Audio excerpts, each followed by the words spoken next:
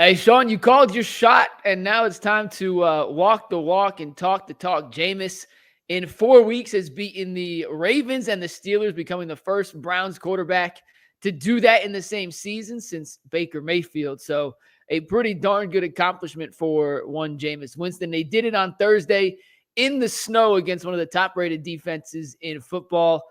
But whether Mother Nature be damned, Jameis balled out, and we're going to show you a couple of his best throws today, starting with this 36-yard completion to Blake Whiteheart. Not the big dogs making the play, Shaun.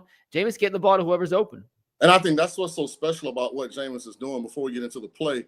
He's galvanized an entire organization. I mean, you look at where the organization was right after the injury to Deshaun Watson. It was doom and gloom, and everybody's getting fired, and we're complete rebuild, and we're going to move the team from Cleveland to somewhere else. And all of a sudden, because of one person's inspiration and belief in themselves and in the other people in that building, I mean, look at where the Browns sit now. So I tell you, he's a pro's pro, man. I played in inclement weather before, minus 11 degrees when we played Green Bay my second year in the National Football League, first year as a full-time starter. So, I mean, you got to be mentally tough. You got to be able to block out all of the things that you can't control, weather being one of them. So as we go through this, I want you to understand it's not easy, to play in these conditions. First of all, the footing is very inconsistent. So making sure that you have great balance and great fundamentals, helps so much. Also from a vision standpoint, from a quarterback's perspective, when it's snowing sideways or raining, I mean, it's not the easiest thing to see back there. I think you saw Jameis playing with his shield a couple of times in this game on the sideline. That's strictly so that he can see. So we go ahead and run it from here, Mike. And I just want you to watch him being able to execute the play action. That's not an easy throw for a right-handed quarterback. But what he does, which is why I think he's one of the top half of the league quarterbacks, is I want you to pause it right there. So look at the positioning of the defensive back and look at the positioning of the pass catcher. So Jameis understands that the defensive back has leverage for the corner route. But I always say this on these cut-ups, a great throw can beat great defense all the time. He understands if he throws this ball like a normal corner route to the sideline, it's probably going to be incomplete. But under duress with somebody bearing down, and we can roll it from here, watch the ball location. He places it to the side of his wide receiver, understanding that that's an opportunity for what some would consider a back shoulder catch. But this is just a great ball location by Jameis Winston. Man, he's such a good player. All right, Shaun, third quarter, Browns down, but making a little bit of a comeback. The offensive line made a few really nice plays, gave Jameis some nice pockets, and other times they allowed some quick pressure, but I feel like week after week we keep having the same conversation. Jameis isn't Mike Vick, but it's hard to get him down, and if he sees a little space, he can make the defense pay. In this case, he ends up finding Jerry Jeudy on a nice little scramble drill for a 26-yard completion, throwing into the snow, which makes it even tougher.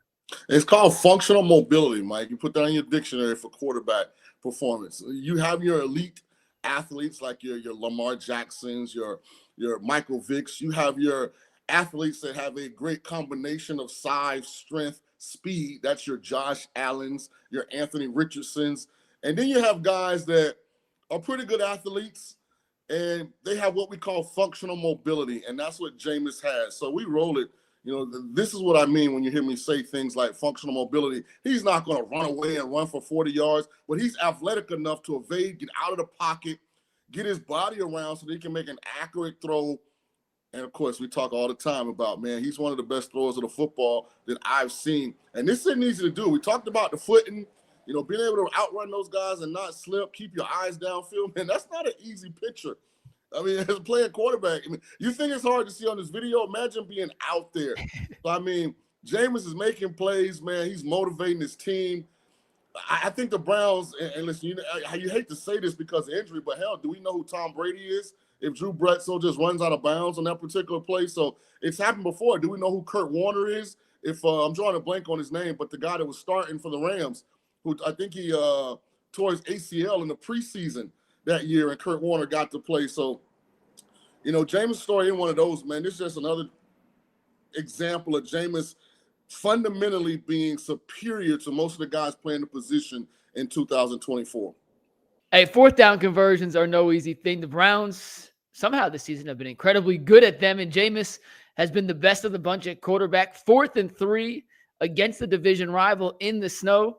No problem for Jameis in this offense right now, Shaun. Yeah, and when I coach quarterbacks, when I talk to them, I say, listen, man, you got to be decisive and you got to be confident when you play this position. Listen, every decision you make is not going to be necessarily the optimal decision, but let your throw make you right. And here's what I mean by that as we run this play right here. Jameis does have multiple options available, but he decides to take Judy on the outright. He believes in it. Boom, he's a little late, but he throws a dart.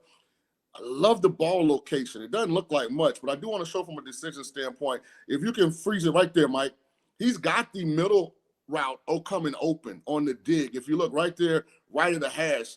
But again, he had already made his mind up that he wanted to take Judy on the out. And here's what I love about the throw. He's a little bit late, and he understands that. So instead of leading Judy to the sideline, he felt like I got enough arm talent. There's enough room for me to throw this ball back inside, so it's a completion.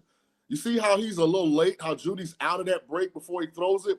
So instead of making it, a toe tip on the sideline and weather, he understands, he sees, boom. A lot of people look at that as a bad throw. That's intentional by Jameis. At the end of the game, Shaun, there was some back and forth from the Steelers coaching staff. Do we accept the penalty? Do we decline a penalty? Do we accept? Do we decline? Well, they eventually pushed the Browns back, and Jameis made them pay. This 14-yard completion of Jerry Jeudy put him in the red zone, which led to the game-winning touchdown. And when you see the play back, Jameis is doing some really good stuff. I'm going to just leave it at that. I'll let you explain, but Jameis is doing some really special stuff here, Shaun.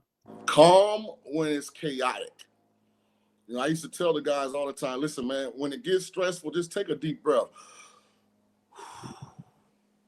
Get yourself back together. Relax, right? We talked about emotional roller coaster. Don't be on one. So I love about Jameis, and he's matured to this point. Let it roll. A lot going on in the game, as you mentioned, Mikey, but guess who it isn't phasing?